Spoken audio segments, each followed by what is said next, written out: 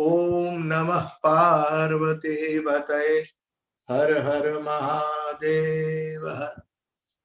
आइए अब भागवत कथा को विराम की ओर ले जाए। जो शेष कथा प्रसंग है वो मैं आपको सुनाने का प्रयास करूंगा। आशा करता हूँ आप श्रद्धा और भाव से कथा सुनेंगे। उसके पूर्व जैसे हमारा क्रम रहा है संकीर्तन का, वो क्रम पहले कीर्तन के पश्चात में आपको कथा के शेष प्रसंग सुनाने का प्रयास करूंगा।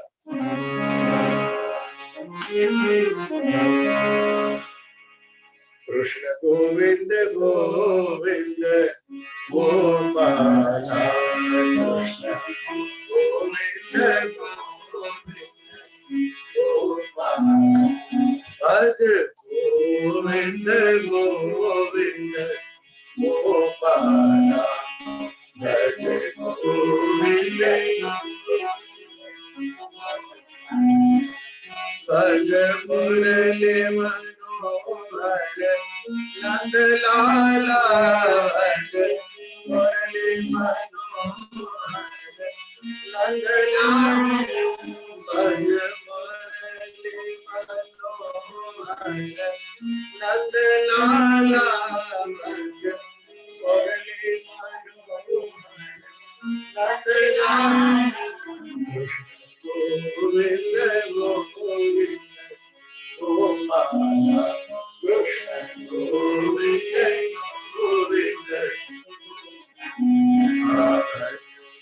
गोविंद गोविंद गोपाल गोविंद मन फेर सदा हरि की माला मन फेर सदा हरि की माला मन फेर सदा हरि की माला मन फेर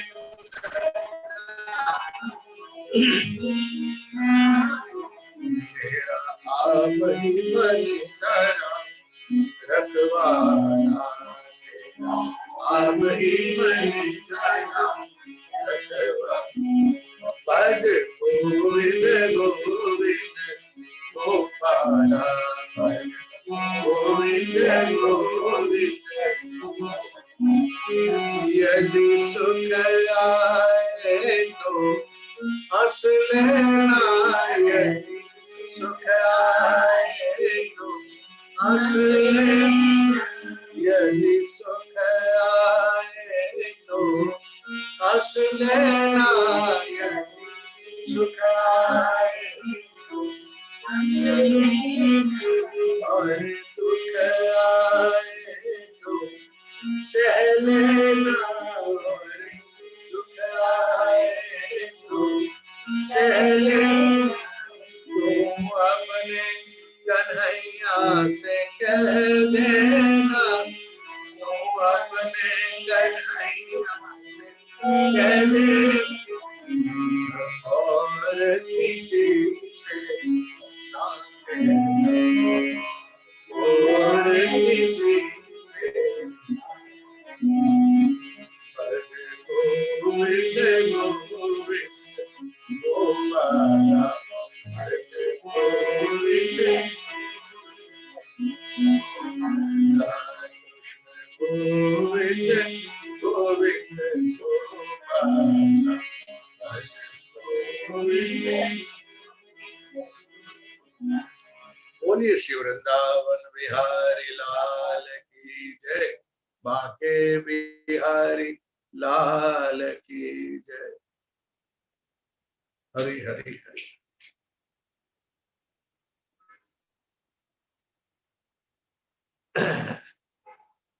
एकादश स्कंद में हमने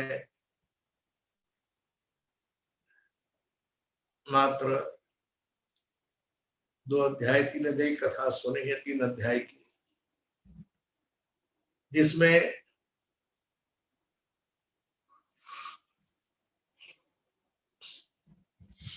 भगवान के पिता वसुदेव जी महाराज ने नारद जी महाराज से भागवत धर्म के संदर्भ में प्रश्न पूछा हमने उसका उत्तर सुना।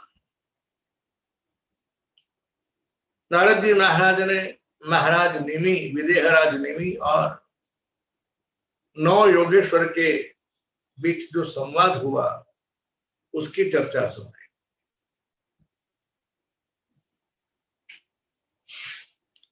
महाराज निमि के यहाँ यज्ञ था। उस यज्ञ की पूर्णाहुति में 9 योगेश्वर का आगमन हुआ। जो समझ लीजिए 9 योगेश्वर भगवान के अवतार ही है, ऐसा हम समझ ले।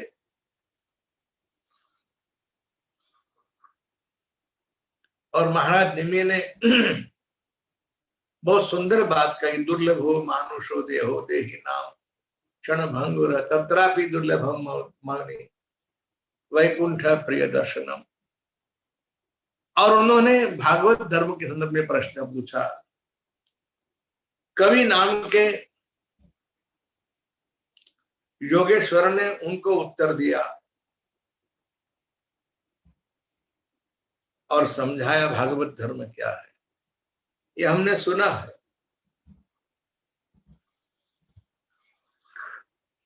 उसके पश्चात निमि महाराज ने दूसरा प्रश्न पूछा कि जो भागवत धर्म का आचरण करने वाला भक्त है, उस भक्त का लक्षण क्या है। थोड़ी बहुत चर्चा हमने कल उसके संदर्भ में सुनी। तीसरा प्रश्न राजा ने पूछा कि भागवत भक्ति में जो बाधक तत्व है वो भगवान की माया। माया का स्वरूप क्या है वह सुनाइए। उसकी चर्चा राजा ने अंतरिक्ष नाम के योगेश्वर के माध्यम से सुनी। अब हमारे पास इतना समय नहीं रहा कि हम सारे प्रश्नों की चर्चा इतने विस्तार से कर सके आपके समक्ष, क्योंकि ये भगवान की जो कथा है ना, वो कभी भी पूरी नहीं हो सकती।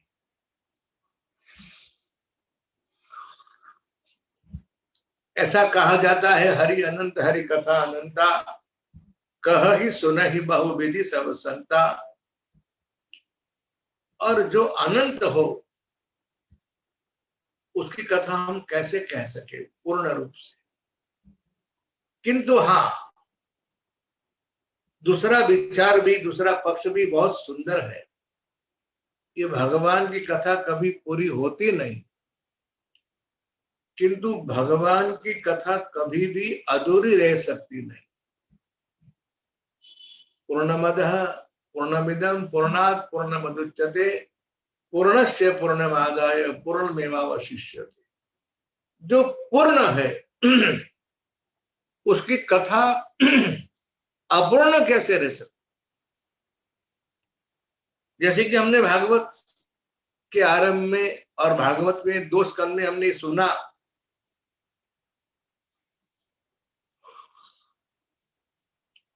तृतीय और चतुर्थ स्कंद का जो विवरण हमने सुना, वो 2 स्कंद की कथा भगवान मैत्रेय ऋषि और विदुर जी के बीच में हो। अब आप देखिए कि 2 स्कंद में ही उन्होंने, भगवान शंकरषण ने पाताल लोक में जो सनत कुमार को कथा सुनाई, वह कथा 2 स्कंद में पूरे भागवत की कथा आ गई। यानी वहां 12 स्कंद की आवश्यकता नहीं पड़ी। उसके पश्चात तो हमने 5वां स्कंद, 6वां स्कंद, 7वां, 8वां, 9वां और चर्चा करते हुए 11 तक पहुंच गए। ये चर्चा ही सिद्ध करती है कि भगवत कथा कभी भी पूर्ण नहीं होती और कभी अधूरी भी नहीं रहती। इसलिए आप कोई संदेह न करें। राजा ने जो प्रश्न पूछा उसके बारे में ये प्रश्नोत्तरी इतनी विस्तृत है, इसकी चर्चा भी इतनी विस्तृत है कि मैं आपको सीमित समय में सुनाने के लिए सक्षम नहीं हूं। भक्तिहीन व्यक्ति क्या दुर्गति होती है उसकी चर्चा आगे आती है, गुरु तत्व की क्या महिमा है वो चर्चा भी आगे आती है। और इस तरह से 5वें अध्याय तक ये सब कथा सुनाई और 9 योगेश्वर वहां से विदा लेते। 6वें अध्याय में भगवान वसुदेव जी से विदा लेकर भगवान नारद जी महाराज अपने धाम स्थान में जाते हैं। तब भगवान श्री हरि वासुदेव श्री कृष्ण के पास द्वारका में ब्रह्मा जी, शिव जी, इंद्र, वरुण, कुबेर आदि सब देवताएं आकर भगवान से स्तुति करते हैं। ये देवता लोग भगवान को धरती का भार कम करने के लिए वहां पधारे थे, भगवान की स्तुति की थी, प्रभु ने उनको आश्वासन दिया और भगवान ने अवतरित होकर परमात्मा कृष्ण के रूप में धरती का भार हरण भी किया, कम भी किया। और भगवान अब धरती के ऊपर मात्र यादवों को धरती का भार समझ रहे थे, इसलिए भगवान ने उनके भी विनाश के लिए, जैसे बांस के वन में उनके घर्षण से आग लगती है तो पूरा वन जलकर भस्म होता है, उसी तरह से भगवान ने यादवों को श्राप दिलवाया, जो कथा हमने 11वें स्कंद के पहले अध्याय में सुनी। अब भगवान के पास देवताओं ने आके स्तुति की कि महाराज अब आपका अवतार कार्य पूर्ण हो गया है, आप कृपा करें और आपका कार्य पूरा हुआ, इसलिए हम आपसे प्रार्थना स्तुति करने आए हैं कि आप अपने धाम में पुनः पधारे। देखिए शिष्टाचार कितना सुंदर है। देवों ने अपने स्वार्थ के लिए भगवान से प्रार्थना की, भगवान अवतरित हुए। अब जब अवतार कार्य भगवान का पूरा हुआ है तब देवता भगवान से आकर स्तुति करते हैं कि महाराज आप पधारे वापस। इस तरह से भगवान भी उन्हें आश्वासन देकर जाने की इच्छा रखते हैं। उस समय भगवान के पास उसे कहते हैं कि महाराज अब आप जाएंगे तो आपके साथ मुझे भी जाने की इच्छा है, इसीलिए अब मुझे आपके साथ ले चलिए। देखिए भगवान जो है ना, ऋषियों का श्राप विफल बनाने के लिए सक्षम होते हुए भी भगवान उस श्राप को निवृत्त नहीं करते। और भगवान ने कहा उद्धव जी महाराज से कि उद्धव तू और मैं साथ में नहीं आए तो हम साथ में कैसे जा सकते। उद्धव ने कहा कि महाराज मैं आपके बगैर कैसे जी सकूंगा, मेरे प्राण कैसे रहेंगे। तब भगवान ने बड़ी सुंदर बात की कि उद्धव इस संदर्भ में मैं आपको ज्ञान का उपदेश देता हूं। किसी भी विषम परिस्थिति में आप ध्यान दें, किसी भी विषम परिस्थिति में, वो परिस्थिति दुख की हो, प्रतिकूलता हो या किसी की मृत्यु की हो, किंतु व्यक्ति यदि अपने पास सत्संग के माध्यम से थोड़ा बहुत भी ज्ञान प्राप्त करके ज्ञान रखता है तो वह व्यक्ति उस ज्ञान के माध्यम से वियोग की स्थिति में यानी प्रतिकूल परिस्थिति में, दुख की अवस्था में उस ज्ञान के माध्यम से अपने आप में धैर्य बनाए रखकर उस परिस्थिति का सामना करते हुए भगवान का नाम का आश्रय करके भगवान का भजन करते हुए वह उस स्थिति का सामना करते हुए आगे बढ़ सकता है। इतनी सी बात अगर हम सबको याद रह गई तो हमारे लिए बहुत उपयुक्त है। बहुत काम की बात है। भगवान ने उद्धव जी महाराज को उस परिस्थिति जो आने वाली है वियोग की, उस परिस्थिति का सामना करने के लिए भगवान ने जो उपदेश दिया है, उसमें परमात्मा ने 24 गुरु की कथा सुनाई है। और वह संवाद यदु महाराज और महात्मा दत्तात्रेय भगवान के बीच का संवाद है। बहुत सुंदर संवाद है। यदु महाराज ने भगवान दत्तात्रेय महाराज से पूछा कि महाराज, हम लोगों के पास सब कुछ होते हुए भी हम लोग के पास सुख की अनुभूति नहीं है, और आपके पास कुछ भी नहीं है, फिर भी आप आपको इतने प्रसन्न कैसे रख सकते हो? तब भगवान दत्तात्रेय महाराज ने 24 गुरु की कथा सुनाई है। सही अर्थ में देखो तो ये 24 वाली जो कथा है ना, 24 गुरु वाली कथा, वो हम सब के लिए बहुत उपयुक्त है। उनका कहने का उद्देश्य इतना ही है कि व्यक्ति यदि चाहे तो किसी भी घटना के माध्यम से, किसी भी व्यक्ति या वस्तु के माध्यम से यदि व्यक्ति चाहे तो अपने आप में ज्ञान प्राप्त कर सकता है और उस ज्ञान को अपने चित्त में स्थिर कर सकता है। भगवान दत्तात्रेय महाराज ने किस किस तत्व से, यानी किस किस वस्तु से अपने आप को ज्ञान प्राप्त किया है, वो 24 गुरु वाली बात में बहुत संक्षेप में आपके समक्ष रखने का प्रयास करता हूं। पहले तो उन्होंने पंच महाभूत को गुरु के रूप में स्वीकार किया है, पृथ्वी, जल, वायु, तेज और आकाश, अग्नि। अब देखिए वो क्या कह रहे हैं कि मैंने पृथ्वी के पास धैर्य और क्षमा, सहनशीलता का गुण प्राप्त किया है। पृथ्वी में 3 गुण है, धैर्य भी है, क्षमा भी है और सहनशीलता भी है। एक गुण व्यक्ति में अपने आप में आना चाहिए, ये बहुत आवश्यक है। वायु के माध्यम से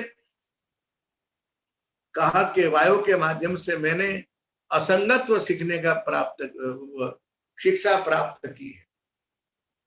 वायु कैसे असंग होता है? वायु में दुर्गंध भी नहीं और सुगंध भी नहीं, किंतु यदि वायु बागीचे में होकर आएगा तो हमें पुष्पों की सुगंध मिलेगी, और यदि गंदगी के ऊपर से बहेगा तो हमें दुर्गंध भी बहेगी। वैसे वायु में न सुगंध है न दुर्गंध है, वायु असंग है, फिर भी वो जहां से आता है वहां हमें उस प्रकार की सुगंधी दुर्गंधी देता है। इसलिए वायु का जो असंगत्व गुण है वो हम सब में होना चाहिए। संसार के बीच में रहकर, संसार के साथ में रहकर, संसार के विषयों के बीच में रहकर हम अपने आप को असंग बनाने का प्रयास करें, ये सबसे बड़ी उत्तम शिक्षा है। आकाश के बाद सीखा कि जैसे आकाश सर्वव्यापक है, वैसे व्यक्ति को मानना चाहिए कि मेरा जो आत्म तत्व है वो भी सर्वत्र व्याप्त है। जल के पास सीखा, जल का स्वभाव शीतलता और मधुरता, ऐसे निर्मलता, वैसे व्यक्ति को अपना स्वभाव निर्मल रखना चाहिए, मधुर रखना चाहिए। अग्नि के पास तेजस्विता और प्रकाश का गुण मैंने प्राप्त किया है। चंद्रमा के पास निर्विकार का गुण प्राप्त किया है। सूर्य के पास मैंने वे गुण प्राप्त किया कि भगवान सूर्य 8 महीने तक समुद्र से जल लेते हैं और 4 महीने में उस जल को वापस बरसा देते हैं। इसीलिए व्यक्ति को हमेशा लेना भी चाहिए और देना भी चाहिए। कहते हैं कि उसका पूरा परिवार जाल में फंस गया था। भगवान दत्तात्रेय महाराज कह रहे हैं वो खुद जाके छुड़ाने के लिए जंजाल में पड़ा और खुद फंस गया। इसलिए व्यक्ति को चाहिए कि अपने आप को बचाने का प्रयास करे। अजगर के पास जो प्राप्त हो उस स्थिति में, प्राप्त स्थिति में संतोष रखना, ये अजगर के पास सीखा है। समुद्र के पास क्षुब्धता मैंने प्राप्त की है। पतंगी के पास रूप की आसक्ति नहीं होनी चाहिए। मधुमक्खी के पास जो अपने संग्रह की वृत्ति है वो बहुत खराब है। और मधुमक्खी इकट्ठा करती है मधु को, लेकिन वो खुद उसका भोग कर सकती नहीं। इसीलिए ये भी गुण मैंने उससे सीखा है। इसके बाद एक पारधी के पास सीखा कि जो व्यक्ति शिकार करता रहता है वो अपने शक्ति का व्यय करता रहता है। सर्प है, हाथी है, हिरण है, मछली है, यानी शब्द, स्पर्श, रूप, रस, गंध, ये पांचों जो हमारी तन्मात्रा है, एक एक प्राणी में होने से वे लोग कितना कष्ट पाते हैं। ये मनुष्य के अंदर पांचों तन्मात्रा होने के एक एक में है तो दुख पाते हैं, तो व्यक्ति के अंदर पांचों वस्तु होने से व्यक्ति कितना दुखी होगा। उसके पश्चात उन्होंने एक वेश्या के पास, पिंगला नाम की वेश्या है, भगवान यदु महाराज से चर्चा करते हुए भगवान दत्तात्रेय जी कह रहे हैं कि उस वेश्या ने ऐसी आशा रखी कोई व्यक्ति आएगा और मुझे सुख देगा। ये आशा कितनी असफल रही। यानी कहने का तात्पर्य यही है कि उसने रात्रि भर प्रतीक्षा की, न कोई पुरुष आया, न सुख मिला, न धन मिला। इसलिए वहां कहते हैं कि आशा ही परमम दुखम, निराशा ही परम सुख है। व्यक्ति को आशा रखनी नहीं चाहिए। भगवान कबीर जी महाराज भी कहते हैं ना, मन मरे न माया मरे, मर मर जात शरीर, आशा तृष्णा ना मरे, कहेंगे दास कबीर। इस तरह से एक महाभगवान दत्तात्रेय महाराज ने 24 गुरु की चर्चा की और कहा अंत में 25वां गुरु मेरा शरीर जो है, मेरा देह जो है वो भी मेरा गुरु है, उसके पास से भी मैंने ये शिक्षा प्राप्त की है।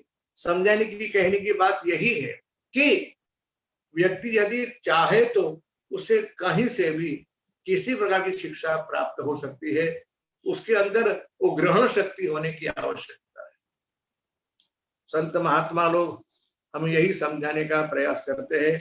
भगवान वासुदेव श्री कृष्ण ने महाराज उद्धव जी महाराज को ये उपदेश दिया है। बहुत विस्तार वाली बात है। मैं आपके पास कितना विस्तार करूं और क्या संक्षेप करूं।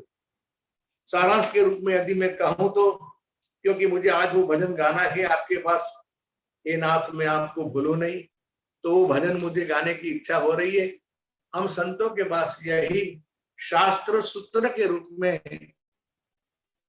स्वीकार करें। बस हम अपने आप को किसी भी रूप में, किसी भी अवस्था में, किसी भी काल में अपने आप को भगवान के साथ जुड़े रखें। यही हम सबके जीवन की श्रेष्ठ उपलब्धि है। आइए उस भजन को गाकर हम भगवान से पुनः प्रार्थना करते हुए, प्रभु को याद करते हुए, प्रभु से विनती करें कि हे नाथ आप ऐसी कृपा करें कि हम जीवन के अंतिम सांस तक आपको न भूलें और सब कुछ भले छूट जाए, आपका भजन न छूटे, आपका नाम न छूटे, आपका विश्वास न छूटे। आशा करता हूँ आपको भी, क्योंकि कई लोगों की अच्छी इच्छा है कि मैं भजन पूरे एक बार गाऊं। तो राज सत्संग सत्र का हमारा विराम का दिन है, समापन का दिन है। मेरी भी इच्छा है, उन लोगों की भी इच्छा है, तो मैं अपनी इच्छा पूरी करने के माध्यम से उन सबकी इच्छा पूरी करने का प्रयास करता हूँ। आप सब श्रद्धा और भाव से गाने का प्रयास करेंगे, ऐसी मेरी आप सबसे प्रार्थना है। मैंने एक बार आपसे कहा कि भगवान हमारे युग के भगवदा अवतार ऐसे महात्मा स्वामी रामसुखदास जी महाराज ने अपने जीवन में जो निचोड़ प्राप्त किया, देखिए सत्य महात्मा कैसी कितनी कृपा होती है। भगवान रामसुखदास जी महाराज ने अपने जीवन काल में गीता का इतना प्रचार किया है जिसकी कोई सीमा नहीं। उनके जो शिष्यगण, विद्यार्थीगण जो गीता का पाठ करते हैं ना, वो पहले अध्याय से लेके आखिरी अध्याय तक, लेकिन मजे की बात यह है कि लोम विलोम दोनों करते हैं। यानी आखिरी श्लोक पहले बोल के उससे इसके बाद उसके बाद का इस तरह से आखिरी से लेकर उल्टा क्रम जो श्लोकों का है वो श्लोक सुनाते रहते हैं। कितना अभ्यास, किस तरह से विद्यार्थियों ने गीता का अभ्यास किया होगा। और महात्मा रामसुखदास जी महाराज ने तो गीता के ऊपर इतना सुंदर ग्रंथ लिखा है जो आप जानते हो, जिसे कहते हैं साधक संजीवनी। इसके अलावा उन्होंने कई ग्रंथों को हम सबको ऊपर उपकार करके दिया है। और ये सारे ग्रंथों का साथ देने के लिए उन्होंने एक वाक्य कहा कि भगवान को बार बार दिन भर पुकारते रहो कि हे नाथ मैं आपको भूलूं नहीं। उसी शब्द को मुख्य पंक्ति बनाकर 2-4 पंक्ति और जोड़ दी है भजन के रूप में, भगवान की प्रार्थना के रूप में, स्तुति के रूप में। वही भजन हम गाएंगे। आप सब गाने का प्रयास करें। हे नाथ मैं आपको भूलूं नहीं, हे नाथ मैं आपको भूलूं, हे नाथ मैं आपको भूलूं नहीं, हे नाथ मैं आपको रखो आप चाहे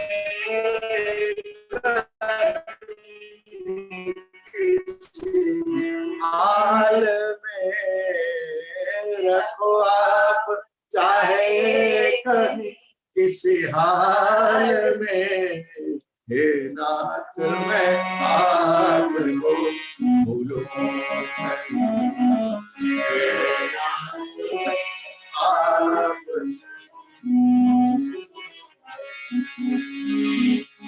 भूला जब जब आपको सुख ना मिला, भूला जब जब आपको सुख, भूला जब जब आपको सुख ना मिला, भूला जब जब आपको सुख ना मिला, अब कृपा ऐसी करो भूलो नहीं, अब कृपा ऐसी करो, हे नाथ मैं आपको भूलूं नहीं, हे नाथ मैं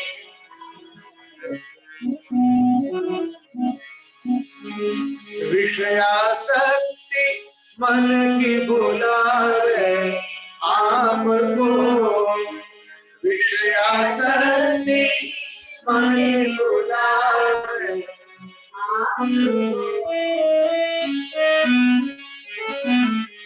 विषयासक्ति मन की बुलावे आपको, विषयासक्ति मन की बुलावे आपको, अब कृपा ऐसी करो भूलूं नहीं, अब कृपा ऐसी करो भूलूं नहीं, हे नाथ मैं आपको भूलूं नहीं, हे नाथ मैं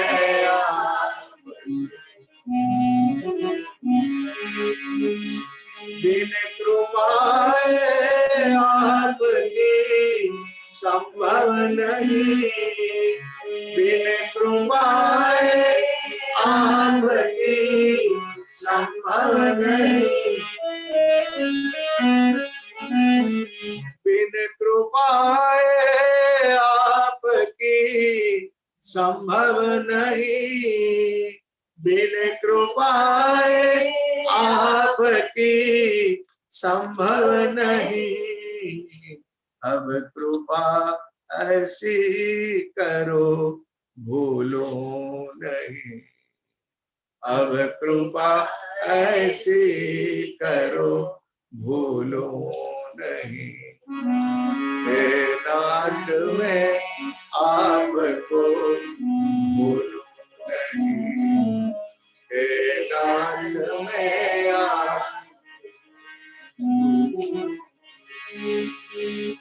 आपके दर्शन सदा सब मैं करूं, आपके दर्शन सदा सब मैं करूं, आपके दर्शन सदा सब मैं करूं, आपके दर्शन सदा सब मैं, अब कृपा ऐसी करो भूलो नहीं, अब कृपा ऐसी करो भूलो नहीं। हे नाथ मैं आपको भूलूं नहीं, हे नाथ मैं आपको भूलूं नहीं। श्री कृष्ण गोविंद हरे मुरारे, हे नाथ नारायण वासुदेव। श्री कृष्ण गोविंद हरे नारायण वासुदेव। श्री कृष्ण गोविंद हरे मुरारे, हे नाथ नारायण वासुदेव। श्री कृष्ण गोविंद हरे मुरारे, हे नाथ नारायण वासुदेव। हे नाथ नारायण वासुदेव, हे नाथ नारायण वासुदेव। हे नाथ नारायण वासुदेव, हे नाथ नारायण वासुदेव। हे नाथ नारायण वासुदेव, हे नाथ नारायण वासुदेव। हे नाथ नारायण वासुदेव, हे नाथ देव। हे नाथ नारायण वासुदेव, हे नाथ नारायण वासु।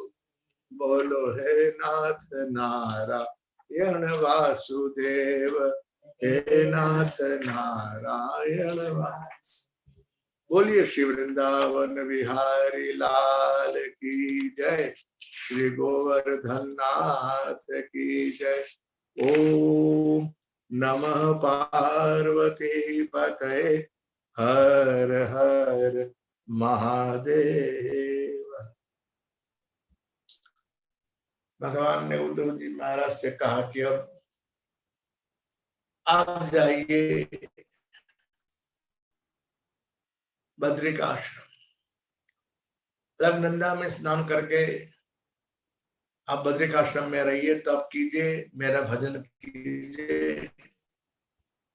भगवान ने अपनी पादुका उद्धव जी महाराज को, की जो पादुका है ना, रामावतार में प्रभु ने अपनी पादुका श्री भरतलाल जी महाराज को दी,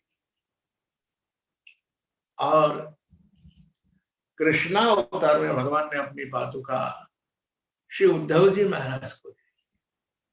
गुरु पादुका की बड़ी भारी महिमा है। ये पादुका जो है भगवान के चरण पीठ है, इसका अर्थ यही होता है कि मेरे साथ मेरे प्रभु या मेरे गुरुदेव मेरे साथ में ही है, उनकी उपस्थिति का ही यह प्रमाण है, चिन्ह है। हम रामचरित मानस में पढ़ते हैं ना, भरतलाल जी महाराज को जब पादुका मिली तो भरत जी को यही लगा कि मुझे सीताराम जी मिल गए, अससुक जससी राम रहे थे। और देखिए, आप कथा तो जानते हो, भरत जी महाराज ने उस पादुका को कहां रखा? अयोध्या जाके राज सिंहासन के ऊपर रखा। किसी ने पूछा भी तो होगा कि महाराज आप तो बड़े जोर शोर से गा कर गए कि हम राम को वापस ले आएंगे, ले आएंगे, ले आएंगे। लाए कि नहीं लाए? भरतलाल जी महाराज ने कहा कि नहीं, मैं तो भगवान को लिए बगैर आ से कह सकता हूं, मैं भगवान को लेकर ही आया, किंतु अलग रूप में। कथा तो आप जानते। प्रभु ने कहा है कि पिताजी के वचन की जो मर्यादा है, यदि मैं आपके साथ चलूं तो उस मर्यादा का भंग हो जाए। पिताजी ने जो वचन दिया वही तो धर्म है। धर्म की कितनी सूक्ष्मता है कि व्यक्ति अपने प्राणों का त्याग कर सकता है, लेकिन दिए हुए वचन का नहीं, बोले हुए शब्दों का नहीं। ये कितनी वचन की कितनी महत्ता। वचन पालन के लिए महात्मा दशरथ जी ने प्राण से प्यारे बेटे राम का त्याग किया, और राम के विरह में प्राण का त्याग किया, किंतु वचन का त्याग। भगवान ने यही बात भरतलाल जी महाराज से कही, मुझे दुख इसी बात का है कि हमारे पिता ने जो त्याग किया उसका क्या। इसलिए भरतलाल जी महाराज ने कहा कि नहीं प्रभु, मुझे तो बस आज्ञा समन सुसाहिब सेवा, प्रभु प्रसाद जन पावे देवा, मुझे तो आपकी आज्ञा का पालन करना है। अब भगवान उन्हें आज्ञा भी नहीं दे सकते कि आप खाली हाथ वापस लौट जाओ। मैं आपको आज्ञा दूं, उसके बजाय यही अच्छा होगा कि हम दोनों को जो आज्ञा हुई है उसका हम दोनों पालन करें। संभालना एक छोर में संभाल, पिता की आज्ञा का पालन करते हुए राजसभा अयोध्या की राज कारोबार जो राजकाज है वो आप संभालो, और पिताजी की आज्ञा का दूसरा जो पक्ष 14 वर्ष के वन यात्रा का वो पक्ष मैं संभालता। आपको कष्ट होगा लेकिन पिता की आज्ञा का पालन हो जाए। भरत जी ने कहा महाराज बिना आधार में कैसे रह सकता हूं, यही बात उद्धव जी महाराज ने कही कि आपके आधार के बगैर मैं कैसे जी सकता, मुझे आधार चाहिए ना। आशा करता हूं आप कथा सुन रहे, समझ भी रहे, और हम सबके जीवन का आधार यही तो है। भरत जी को भगवान ने पादुका दी, उद्धव जी को भगवान ने पादुका दी, और रामचरित मानस में तुलसीदास जी महाराज ने हम सबको इस पादुका का दान इतनी युक्ति पूर्वक कराया है कि ये 2 अक्षर है भगवान की पादुका। ये जो 2 अक्षर है ये भगवान की पादुका है। कौन से 2 अक्षर है? रा और मा। ये राम नाम जो है वो हम सबके लिए भगवान की पादुका ही प्रतीक है, यानी भगवान का जो नाम है वो हम सबके लिए भगवान की पादुका है। कथा तो ऐसी, उद्धव जी महाराज वहां गए और वहां से उनका स्वधाम गमन होता है। यहां भगवान लीला करते हैं ना। कथा तो ऐसी है, तब भगवान के पास दारुक नाम का सारथी आता है और भगवान से कहता है कि महाराज मेरे लिए क्या आज्ञा है। जब भगवान से आज्ञा पाने के लिए दारुक भगवान के समक्ष आया ना, उस समय जो भगवान का रथ था वो अपने आप स्वर्ग में चला गया। दारुक वहां खड़ा ही रहा था। पहले भगवान के रथ और आयुध चले गए हैं स्वधाम में, उसके पश्चात भगवान जाते। दारुक सारथी देखता ही रह गए, क्या हुआ। जिस रथ में भगवान ने जीवन भर यात्रा की थी, सारी लीलाएं भगवान ने उस रथ के माध्यम से की थी, वह रथ भगवान का स्वधाम चला गया।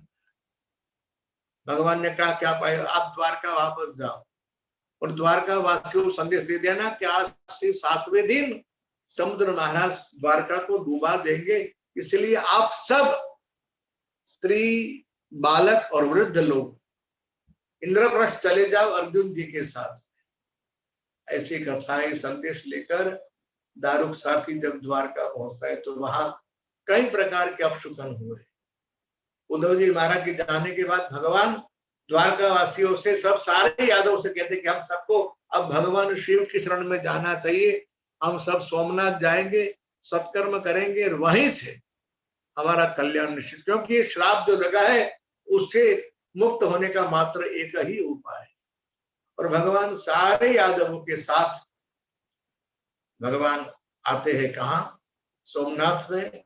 और सोमनाथ में ही ये घटना हुई, दारुक सारथी वहां आया और भगवान के सारे आयुध और रथ भगवान के धाम में गए। यादवों ने यहाँ आकर पहले भगवान शिव जी की पूजा की, ब्राह्मणों को दान दिया, उसके पश्चात यादवों ने मद्यपान किया है।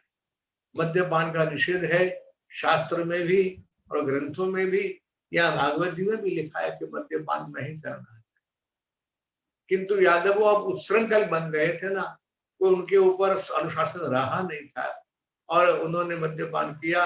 एक दूसरे के भूतकाल में घटी हुई घटना के अपराध को अपशब्द को याद करके अंदरों अंदर सब यादव युद्ध करने लगे। और ऐसा कहा जाता है कि जो मुशल प्रकट हुआ था उसके माध्यम से इस प्रभात क्षेत्र में एरका नाम की औषधि प्रकट हुई थी, जिसकी धार तलवार की नोक की तरह इतनी तीक्ष्ण होती है। ये सारे यादव अंदर अंदर युद्ध करते करते उस एरका नाम की औषधि को लेकर एक दूसरे के जान के दुश्मन बन गए, दूसरे के पेट में उन्होंने भोंक दिया और इस तरह से सारे यादवों का विनाश हुआ है। भगवान दाऊद जी श्री कृष्ण को बचाने के लिए गए, फिर भी वे लोग नहीं माने और भगवान का जो संकल्प था यादवों के विनाश का और भगवान के सम्मुख हुआ।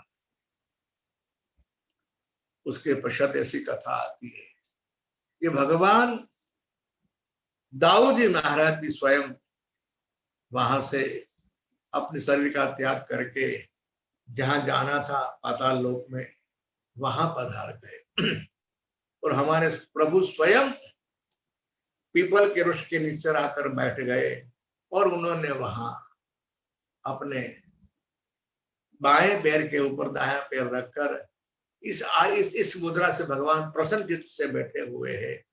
इसकी कोई शोभा नहीं, इसकी शोभा इतनी अतुलनीय शोभा है जिसका वर्णन हम कर सकते हैं। और आपको पता है वो जो पारधी शिकारी जिसे उस लोहे की थोड़ी बची हुई नोक बची थी, उसने अपने बाण का अग्रभाग बना दिया था और उसे दूर से दिखाई दिया, कोई मृग है ऐसा समझकर उसने वहां से प्रहार किया और वो बाण भगवान के चरणों में लगता है। भगवान ने इस ब्राह्मणों के श्राप को सत्य कराने के लिए भगवान ने वह लीला की और परमात्मा स्वयं श्री हरि वहां से वो शरीर छोड़कर अपने धाम में जाते हैं। ऐसी कथा है। एक कथा ऐसी भी है, एक कथा आती है पद्म पुराण में कि भगवान वहां से जगन्नाथपुरी में आए हैं। ये भी कथा है।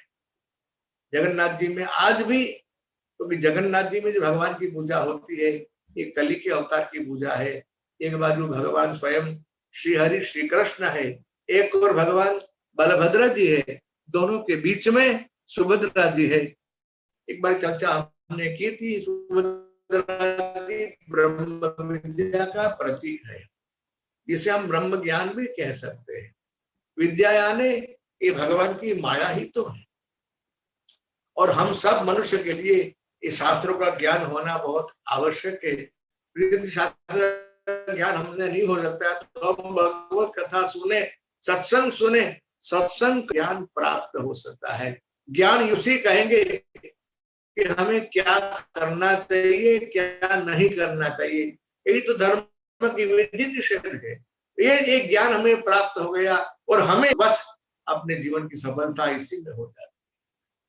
और कुछ ना हो तो मेरी तो आपसे प्रार्थना है, यदि आपसे और कुछ नहीं हो रहा तो कोई बात नहीं, आप मात्र मात्र और मात्र भगवान के नाम का आश्रय करो। कलयुग में भगवान नाम के आश्रय की बड़ी बड़ी महिमा है। भगवान नाम का आश्रय छोड़ना ही नहीं चाहिए। मेरी तो आपसे ऐसी प्रार्थना है। भगवान नाम का आश्रय कलयुग में सर्वश्रेष्ठ और सरल साधन है कि हमारे संतों ने कहा, हमारे प्रभु ने कहा, इसलिए शास्त्रों ने भी यही बात कही है।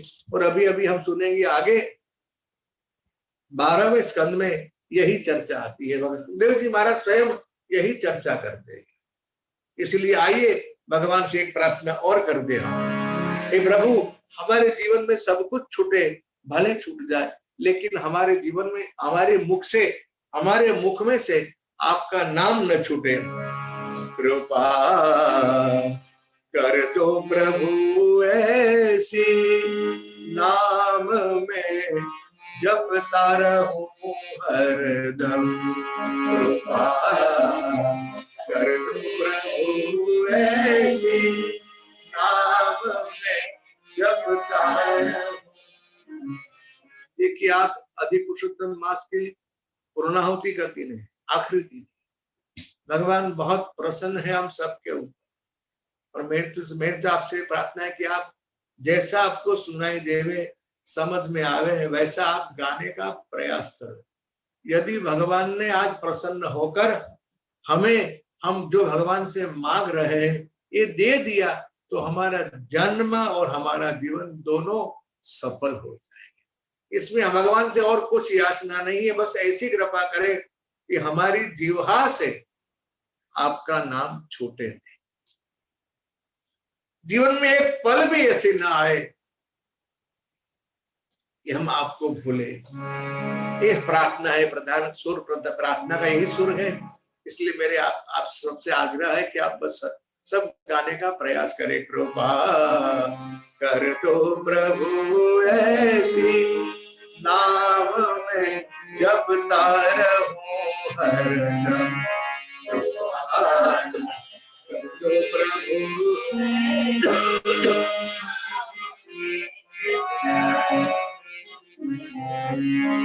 सारू ना एक पल भी सुमिरन करता रहूं हरदम। विसारू ना एक पल भी सुमिरन करता रहूं कृपा कर दो प्रभु ऐसी, नाम में जपता रहूं हरदम। कृपा कर दो प्रभु ऐसी, नाम में जपता। मलिन है मन प्रभु मेरा, विकारों में सदा रहता। मलिन है मन प्रभु मेरा, विकारों में सदा रहता। विकारों में सदा, विकारों में सदा रहता। विकारों में सदा रहता।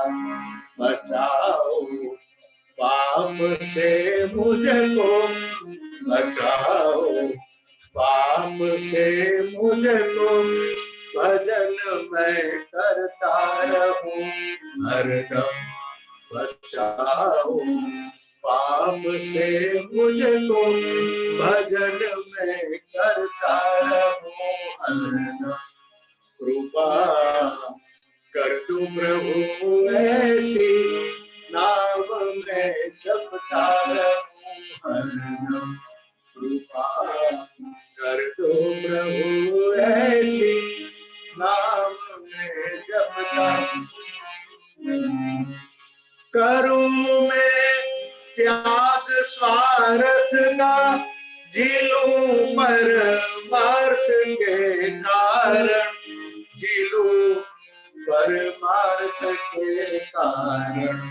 करूं मैं त्याग स्वार्थ का, झीलूं परमार्थ के कारण। झीलूं परमार्थ के कारण। प्रलोभन और अनीति से, प्रलोभन और अनीति से प्रभु में बचता रहूं हरदम। प्रलोभन और अनीति से प्रभु में बचता रहूं हरदम। कृपा कर दो प्रभु ऐसी, नाम में जपता रहूं। त्रिविध के ताप को सहते कभी धीरज गवाऊं ना। त्रिविध के ताप को सहते कभी धीरज गवाऊं ना। कभी धीरज गवाऊं ना। धरूं सुख दुख में समता, धरूं सुख दुख में समता।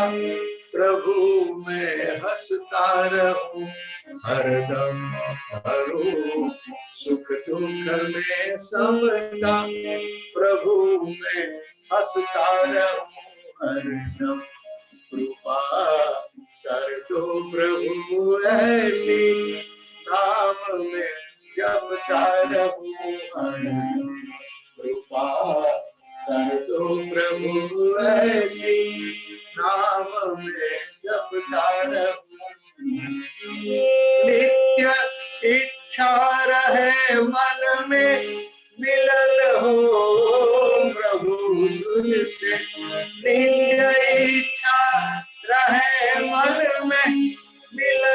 कब प्रभु तुझसे मिलन हो, कब प्रभु तुझसे, तुम्हारे दर्शन के कारण, तुम्हारे दर्शन के कारण बिलखता मैं रहूं हरदम, तुम्हारे दर्शन के कारण बिलखता मैं रहूं हरदम, कृपा कर दो प्रभु ऐसी, नाम में जपता रहूं हरदम, विसारू ना एक पल भी, सुमिरन करता रहूं हरदम, कृपा कर दो प्रभु ऐसी, नाम में जपता रहूं हरदम।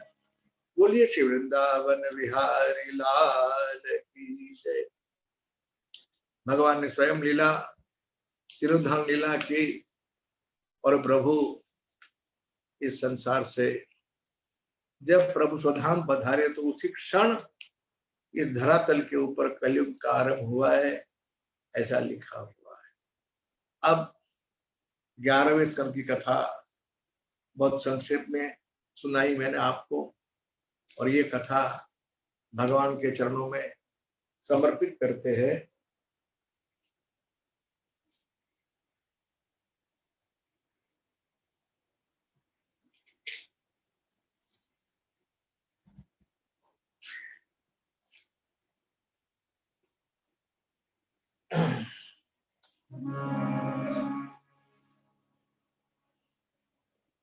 ऐसी प्रार्थना है।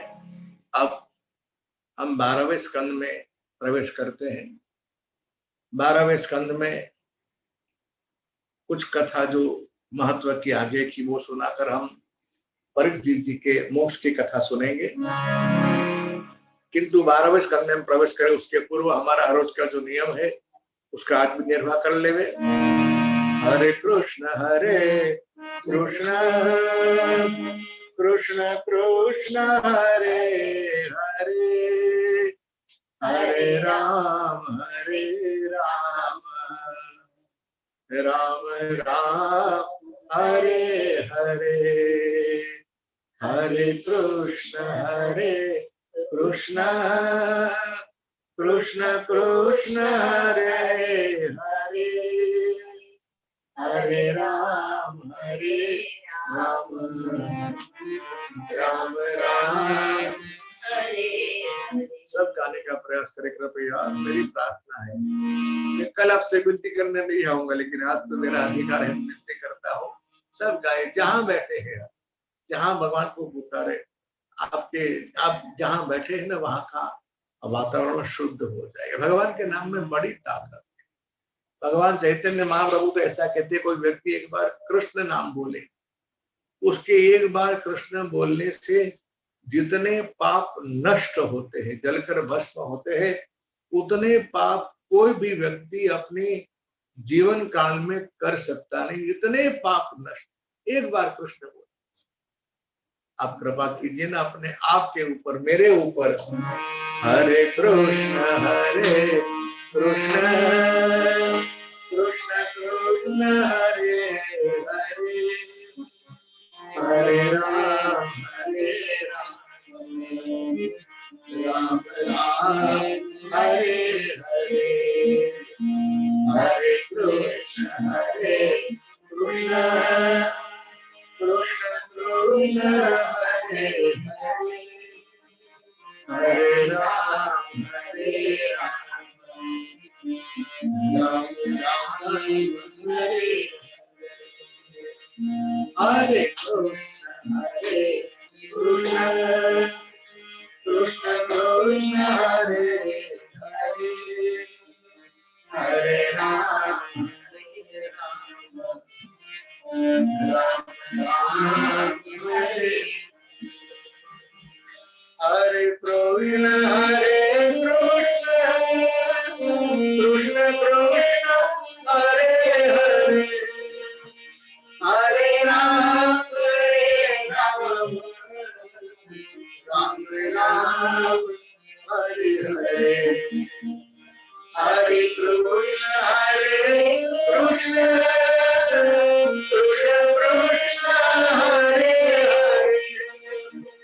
हरे हरे राम राम राम हरे कृष्ण कृष्ण कृष्ण हरे हरे हरे राम राम राम हरे हरे हरे कृष्ण कृष्ण कृष्ण हरे हरे हरे राम राम राम हरे कृष्ण कृष्ण कृष्ण हरे हरे हरे राम राम राम हरे हरे हरे कृष्ण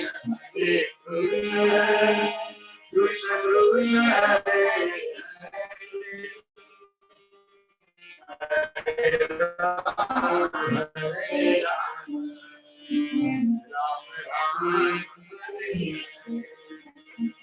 हरे कृष्ण कृष्ण कृष्ण हरे हरे राम राम हरे कृष्ण कृष्ण कृष्ण हरे हरे हरे राम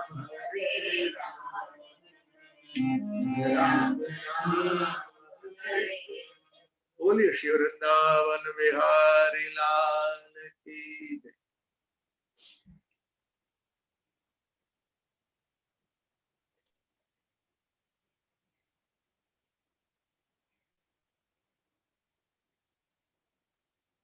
अब जो 12वां स्कंद है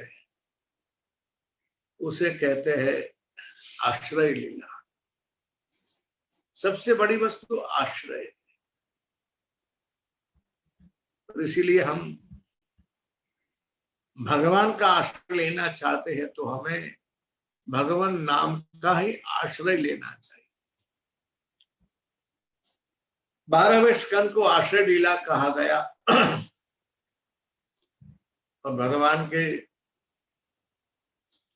वाम जो हस्तकमल है, उसकी जो हथेली है, ये भगवान का श्री अंग है, जिस हाथ में भगवान ने गोवर्धन नाथ जी को धारण किया हुआ है, गिरिराज जी महाराज।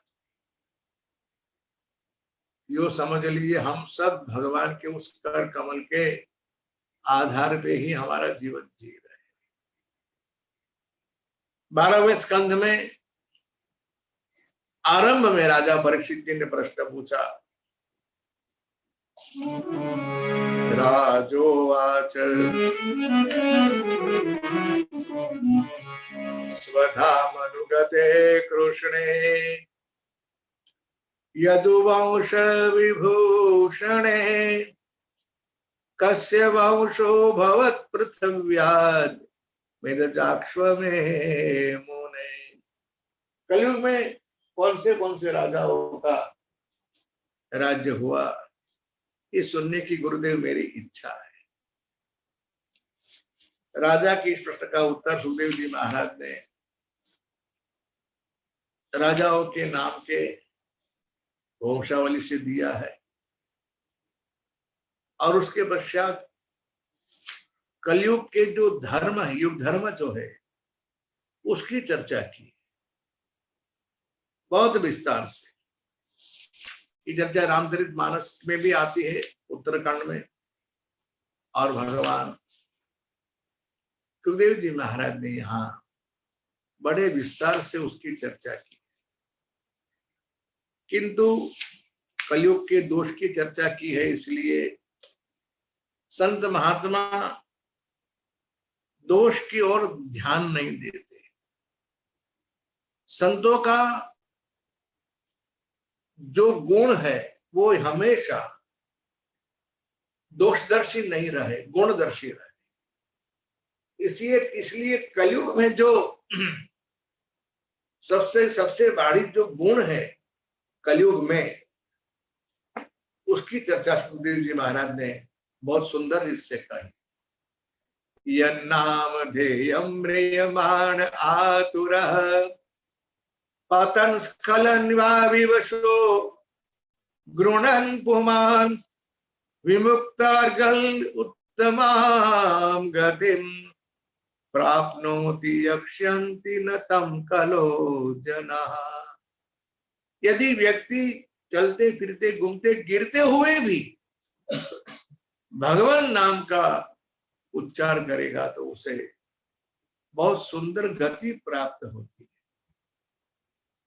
श्रुतः संकीर्तो ध्यायत पूज्योत्यादृतोऽपि वा नृणां धुनोति भगवान् रतस्थो जन्मायुषता शुभम्। तस्मात् सर्वात्मना राजन् हृदिस्थं केशवं कुरु केशवं म्रियमाणो यैस्तस्थो यासि परां गतिम्। कलेर दोष निधे राजन् नस्ति एको महान् गुणः कीर्तनादेव कृष्णस्य मुक्त संग परमुरदे। भगवान सुखदेव जी महाराज कह रहे हैं कि कलयुग में अनेक दोष होते हुए भी एक महान गुण ये है कि कली में भगवान नाम का कीर्तन करने से उसे परम गति की प्राप्ति होती है। एक स्पष्टीकरण और कर दिया। कितनी कृपा है सुखदेव जी महाराज के सबके ऊपर। उन्होंने याद किया सतयुग में भगवत प्राप्ति का साधन ध्यान योग था, त्रेता में भगवत प्राप्ति का साधन यज्ञ थे, और द्वापर में भगवत प्राप्ति का साधन भगवान की पूजा थी। किंतु कलयुग में कृते अध्यायतो विष्णु त्रेतायाम यजतो मखैः द्वापरे परिचर्यायाम कलो तत् हरि कीर्तना। कितनी बड़ी बात। इसलिए हमने भागवत कथा के दौरान कई बार आपसे बलात् भी कीर्तन करके आग्रह करते, कीर्तन कराया है मैंने आपसे, क्योंकि ये सर्व शास्त्रों का सार है। और कलयुग में तो भगवान नाम का बहुत भारी महिमा है। इसलिए आप सब कृपा करके आज कथा के समापन के दिन इस सूत्र को आत्मसात कर ले, याद रख ले, अभ्यास बना ले, आदत बना ले, व्यसन बना ले कि हमें भगवान के नाम का उच्चार प्रत्येक स्थिति में करना है। जागृत स्थिति हो, सुषुप्ति हो, स्वप्न हो, प्रत्येक स्थिति में हमारे मुख में भगवान का नाम रहे, ऐसा अभ्यास करना है। अभ्यास से क्या कुछ नहीं हो सकता है। भगवान नाम की बड़ी भारी महिमा है। इसलिए मेरी आप सबसे करबद्ध प्रार्थना है, आप भगवान नाम का कीर्तन, नाम जप हमेशा करें। और उसके पश्चात भगवान सुखदेव जी महाराज ने 4 प्रलय की चर्चा की। एक नित्य प्रलय है, एक प्राकृतिक प्रलय है, एक आत्यंतिक प्रलय है और एक महाप्रलय है। सुखदेव जी महाराज ने राजा परीक्षित जी को अब जो आखिरी उपदेश दिया और उसके पश्चात उनके मोक्ष की कथा आती है, वह कथा मैं आपको सुनाऊं। उसके पूर्व मेरी ऐसी इच्छा है कि हम थोड़े बहुत हमारे व्यवहार की बात कर ले, लौकिक व्यवहार जिसे कहते हैं, या स्वार्थ की बात कर ले, या उसे हम ऋण स्वीकार भी कह सकते हैं। जिसका हमारे ऊपर ऋण है उसका स्वीकार करना चाहिए। भागवत की कथा में आगे बढ़ू उसके पूर्व मुझे ऐसी इच्छा हो रही कि ये कार्य में पहले निपटा लूं, उसके पश्चात परीक्षित जी के जो मोक्ष की कथा है उसकी चर्चा सुन के हम कथा को विराम देंगे। पिछले कई दिनों से, यानी अंदाज से 4 महीने तो हो ही गए। जून मई की 28 तारीख को प्रोग्राम शुरू हुआ था हमारा सत्संग का। जून, जुलाई, अगस्त, ये 3 महीने तो पूरे हो गए और सितंबर भी पूरा हो गया। जून, जुलाई, अगस्त, सितंबर 4 महीने पूरे हुए और अक्टूबर की आज 16 तारीख है।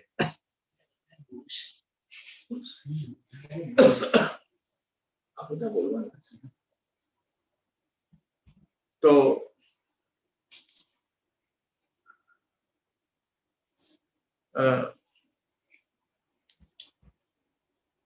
क्षमा करें, मैं बीच में रुक गया इसलिए। तो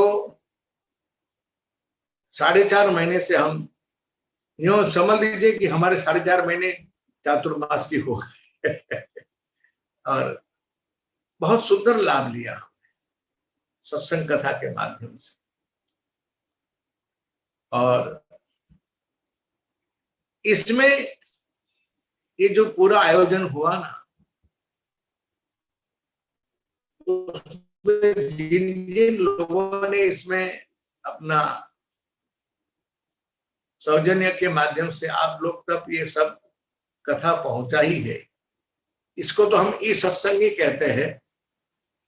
क्योंकि जैसे ईमेल आता है, ये डिजिटल सत्संग है, मैं अपने घर से बोल रहा हूं और आपसे। विज्ञान की कमाल है या विज्ञान की कृपा है। पिछले 4.5 महीने से सत्संग चल रहा है, उसका पूरा यश लिंकन फार्मा को जाता है और उसके डायरेक्टर हमारे परम श्रद्धेय रजनीकांत भाई गुलाबदास पटेल,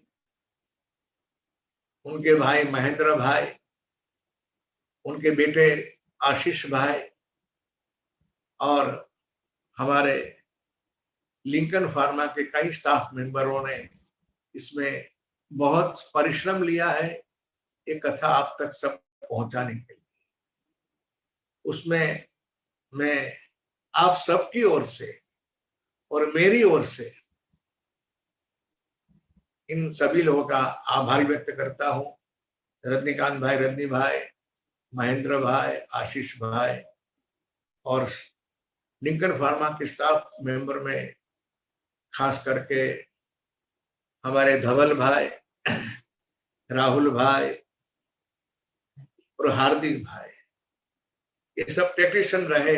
आप तक आवाज पहुंचती है, मेरा चित्र पहुंचता है, वीडियो जो आप तक सब पहुंचता है, उसके लिए ये सभी का बहुत परिश्रम है। इसीलिए इन सभी का मैं आप सबकी ओर से, मेरी ओर से हृदयपूर्वक आभार व्यक्त करता हूं और प्रभु इन सबकी मनोकामना पूर्ण करे। ब्राह्मण होने के नाते मैं और तो क्या दे सकता हूं आशीर्वाद के सिवा, किंतु आप सबकी श्रद्धा है, इसलिए मेरे आशीर्वाद है कि आप सब सुखी हो, आपका भगवान में निष्ठा और भजन बढ़े, श्रद्धा बढ़े, विश्वास बढ़े और आपके माध्यम से सत्कर्म हो और आप सब खूब भगवान का भजन करें, ऐसी मेरी भगवान से प्रार्थना है। इसके अलावा कई लोगों का सहयोग रहा है।